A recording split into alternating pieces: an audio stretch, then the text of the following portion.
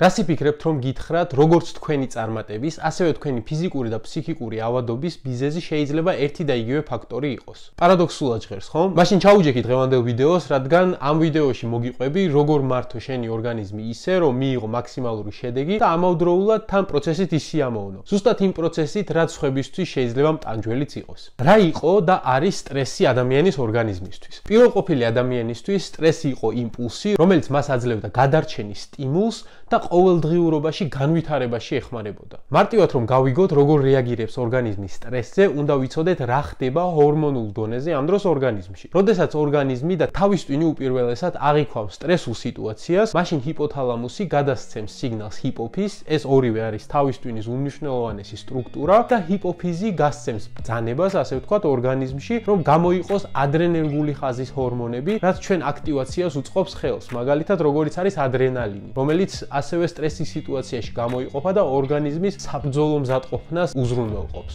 ამასთანავე აქტიურდება ასევე ძალიან ბევრი სასიგნალო გზა ორგანიზმში, მათ შორის ლიმფური ქსოვილი, რომელიც ციტოკინებს გამოიმუშავებს, ასევე პროლაქტინი გამოიყოფა, კორტიზოლი, რომელიც სტრესის მთავარი ჰორმონია და ამ ყველაფერს მივყავართ იქამდე, რომ იზრდება ორგანიზმის ბრძოლის უნარიანობა. ანუ სისხლი მაგალითად შინაგანი ორგანოებიდან გადაინაცვლებს მუსკულატურაში, თავის ტვინში, გულის მიმართულებით და ისეთ სასიცოცხლო ორგანოებში, რომლებიც ჩვენი ბრძოლის უნარიანობისთვის არის მთავარი. თქვენ წარმოიდგინეთ და ამ პროცესში ადამიანის ორგანიზმში ტკივილის მიმართ შეგრძნებაც კი ქვეითდება.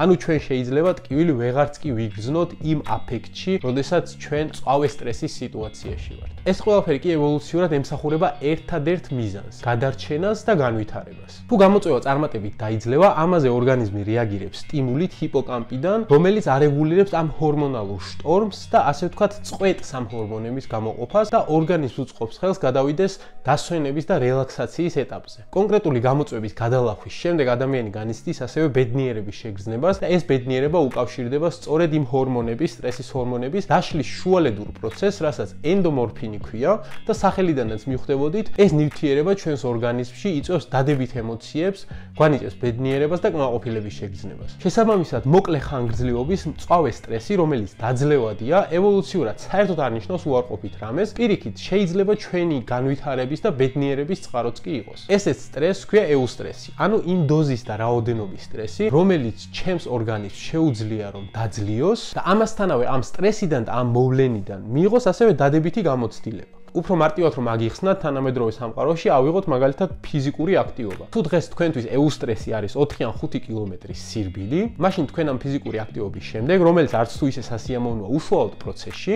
მიიღებთ ზუსტად იმ შედეგს, რაზეც ზემოთ ვისაუბრე. ანუ თქვენს ორგანიზმში გამოიყოფა ენდომორფინი, ენდორფინებიც და ამ კონკრეტული ბარიერის გადალახვის შემდეგ თქვენ იგრძნობთ კმაყოფილებას და სიამოვნებას, რაც ასევე დამატებითი სტიმულია იმისთვის, რომ ეს მედება გაიმეოროთ. თუ ამ ყველაფერს თქვენ ამ პოზიტიური გამოცდილების ფონზე გაიმეორებთ, შემდეგისთვის თქვენთვის ეუსტრესი 5 კილომეტრი კი აღარ იქნება მაგალითად 6, 7 ან 8. ანუ ამ პროცესში თქვენ განიცდით ასევე განვითარებას. ანუ რა გამოვიდა, ეუსტრესი ჩვენ გვეხმარება ცხოვრებაში, რომ გადავდგათ უფრო და უფრო დიდი ნაბიჯები წინ და უფრო და უფრო განვითარდეთ. ამასთანავე ჩვენ ამ პროცესში და ამ ბარიერების დაძლევაში ვიღებთ სიამოვნებას. ამის საპირისპიროდ, თუ თქვენ გადაწყვეტთ, რომ სტრესი თქვენთვის ცუდია და თქვენს ორგანიზმს საერთოდ არ დასტრესავთ და დარჩებით სახლში და მიიღებთ მაგალითად ისეთ წამიერ ბედნიერებას და წამიერ ენდორფინის შტორმს, რომელსაც გაძლევს მაგალითად სოციალური მედია, შოკოლადი, ან პირობითად ისეთი გასახალისებელი რამეები, რაც მხოლოდ რამდენიმე წუთს გრძელდება, ეს ყველაფერი ჩვენს განვითარებას კი არა, პირიქით რეგრესს შეუწყობს ხელს. იქიდან გამომდინარე, რომ ზუსტად დოფამინის სისტემა მუშაობს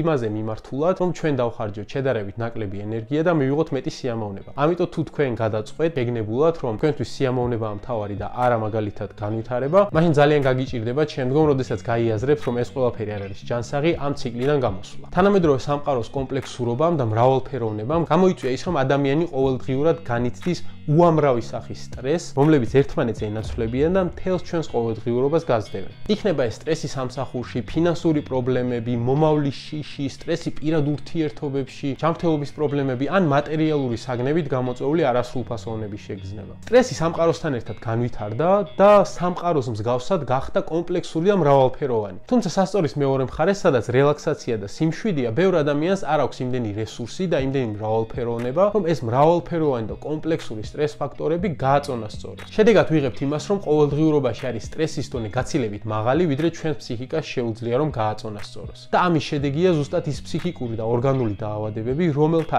ერთ-ერთ ფუნდამენტურ გამომწვევადაც აღინიშნება ხოლმე სტრესი. ეს ყველაფერი გავარკვიეთ, მაგრამ როგორ უნდა მოვიქცეთ თუ შევამჩნევთ, რომ ჩვენს ყოველდღიურობაში არის დისტრესი მოჭარბებული და ჩვენი ორგანიზმი ამ ყველაფრის გამო იტანჯება. არსებობს უამრავი მიდგომა, როგორ შეგვიძლია შევამციროთ ჩვენ ეს არასასურველი სტრესი ყოველდღიურობაში. მე რამდენიმე მეთოდს გეტყვით, რომელიც ჩემთვისაც საკმაოდ ეფექტურია ხოლმე. პირველი არის ფიზიკური აქტივობა. ეს მეთოდი არის უკონკურენტო და დამერწმუნეთ, ბუნებაში არ არსებობს მეორე მეთოდი ისეთი, რომელიც ამ დისტრესის დაძლევაში დაგეხმარებათ, შეგაძლებინებთ, რომ ეს ზედმეტი სტრესი თქვენი ცხოვრებიდან მოიცილოთ. ის ფაქტი, რომ ფიზიკური აქტივობა ადამიანს აბედნიერებს, ახალი არ არის, თუმცა, როდესაც ჩვენ დასტრესილი ვართ და ისედაც არაფრის კეთების გუნებაზე არ ვართ, ადგომა და დარბაზში წასვლა და იქ რაღაც ისეთი აქტივობების შესრულება, რომელიც სახლიდან საერთოდ არ ჩანს სასიამოვნო, გაცილებით რთულია. თუმცა დამიჯერეთ, თუ ამ პირველ ეტაპს გადალახავთ და შეძლებთ, რომ ფიზიკურად გააქტიურდეთ, ალბათ 40% ადამიანებისას ეს დისტრესის შეგრძნება მოეხსნებათ და შეძლებენ ისევ ყოველდღიურობაში დააბალანსონ ეს ზედმეტი სტრესი. მეორე არის მედიტაცია, ანუ mindfulness-ი. ყოველდღიურად დარწმუნებული ვარ, ყველა ადამიანს აქვს 10 წუთი იმისთვის, რომ უბრალოდ წამოწვეს ან დაჯდეს მშვიდ ოთახში და არაფერზე იფიქროს. უბრალოდ კონცენტრირდეს თავის სუნთქვაზე და ამით დამერწმუნდეთ შეძლებს იმას, რომ ემოციურად უფრო დასტაბილურდეს, ვიდრე მანამდე იყო. რამდენიმე დღის შემდეგ შეამჩნევთ, რამდენად დადებითი ეფექტი აქვს მედიტაციას ჩვენს ყოველდღიურობაში. მესამე მეთოდი უშუალოდ ჩვენს ყოველდღიურობას ეხება. შეამცირეთ რითმი თქვენს ყოველდღიურობაში. ხშირად დისტრესის საფუძველი არის ის, რომ ჩვენი ყოველდღიურობა ზედმეტად ქაოტურია. დაალაგეთ წინა საღამოს პრიორიტეტების მიხედვით, ხვალ რისი გაკეთება გინდათ და რომელი უფრო პრიორიტეტულია თქვენთვის. ამით შეძლებთ, რომ ზედმეტი აქტივობები თქვენი ყოველდღიურობიდან გამოხშიროთ და დატოვოთ მარტო ის მნიშვნელოვანი ტასკები, რომლებიც აუცილებლად შესასრულებელია. შემდეგი მეთოდი არის ის, რომ უნდა გეძინოთ აუცილებლად საკმარისი, თუ გინდათ, რომ თქვენს ყოველდღიურობას უფრო პოზიტიური თვალით შეხედოთ. დამიჯერეთ, ჩემ თავზე მაქვს გამოცდილი, ხშირად მუშაობდი ღამე კლინიკაში სწავლის პარალელურად და როდესაც სამსახურიდან უკან სახლში ვბრუნდებოდი, მთელი მსოფლიო ჩემთვის იყო უბრალოდ ნაცრისფერი, არაფერს პოზიტიური განცდა აღარ მოქონდა ჩემში, იმიტომ რომ იმდენად დაღლილი ვიყავი და იმდენად არეული მქონდა დღისა და ღამის რითმი, რომ ეს ყველაფერი ჩემში იწვევდა უბრალოდ ქაოსს და არეულობის შეგრძნებას. თუ შეძლებთ და მოიწესრიგებთ თქვენ დღისა და ღამის რითმს და ძილს, დამიჯერეთ, რომ ესეც იქნება ერთი ძალიან დიდი წინ გადადგმული ნაბიჯი იმისთვის, რომ დისტრესი მოიცილოთ თქვენი ცხოვრებიდან. და ბოლო მეთოდი, რაც ასევე ჩემს ცხოვრებაში ბოლო პერიოდში დავამკვიდრე და წარმოუდგენლად დიდი შედეგი მომცა, არის დილით 9 საათით უფრო ადრე ადგომა, ვიდრე ჩვეულებრივ დროს დგებით ხოლმე. 9 საათი ვითომ არაფერია, მაგრამ დილით ეს ზედმეტი 9 საათი იმდენად ამშვიდებს დილის რუტინას და იმდენად მშვიდად იწყებ დღეს, რომ გაცილებით უფრო რთული ხდება შემდგომ თქვენს ყოველდღიურობაში ქაოსის შემოტანა, ვიდრე მაშინ, როდესაც თქვენს ტაიმერს აყენებთ ბოლო წუთზე და შემდეგ გიწევთ ქაოსურად ადგომა, ჩაცმა და გავარდნა პირდაპირ სამსახურში ან უნივერსიტეტში. დღევანდელი ვიდეოსთვის სულ ეს იყო, მეგობრებო. მინდა კიდევ ერთხელ გთხოვოთ, რომ გამოიწეროთ არხი, დაალაიქოთ ვიდეო და დაწეროთ კომენტარები, რათა ეს ვიდეოები სხვა ადამიანებსაც შეხვდეთ YouTube-ზე და მათაც შეძლონ, ასე ვთქვათ, ჩვენთან კომუნიკაცია და ამ კომუნიტში შემოსვლა. ამ არხისთვის ეს ყველაფერი სასიცოცხლოდ მნიშვნელოვანია. თქვენ კი თუ მაინც უყურებთ და გაინტერესებთ ეს კონტენტი, ბარემ გამოიწერეთ და დაალაიქეთ ვიდეო.